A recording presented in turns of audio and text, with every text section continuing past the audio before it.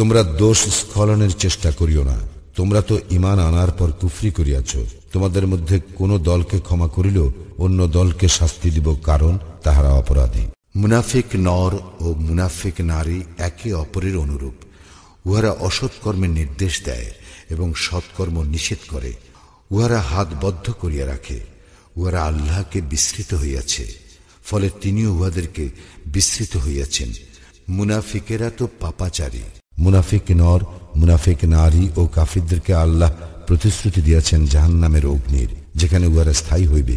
ইহাই উহাদের জন্য যথেষ্ট, এবং আল্লাহ উহাদেরকে লানত করিয়াছেন এবং উহাদের জন্য রইয়াছে স্থায়ী শাস্তি।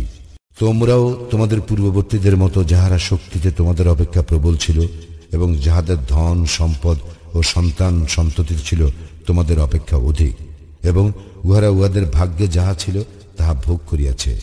তোমাদের ভাগ্যে যাহা ছিল তোমরাও তাহা ভোগ করিলে, যেমন তোমাদের পূর্ববর্তীরা উহাদের ভাগ্যে যাহা ছিল তাহা ভোগ করিয়াছে। উহারা যেইরূপ অনর্থক আলাপ আলোচনায় লিপ্ত ছিল, তোমরাও সেইরূপ আলাপ আলোচনায় লিপ্ত রহিয়াছ। উহারাই তাহারা যাহাদের কর্ম দুনিয়া ও আখিরাতে ব্যর্থ, এবং উহারাই ক্ষতিগ্রস্ত। উহাদের পূর্ববর্তী নূহ, আদ ও সামুদের সম্প্রদায়, ইব্রাহিমের সম্প্রদায় এবং মাদিয়ান ও বিধ্বস্ত নগরের অধিবাসীদের সংবাদ কি উহাদের নিকট আসে নাই? উহাদের নিকটে স্পষ্ট নিদর্শন সহ উহাদের রাসূলগণ আসিয়াছিল। আল্লাহ এমন নন যে তাহাদের উপর জুলুম করেন, কিন্তু উহারা নিজেরাই নিজেদের প্রতি জুলুম করে।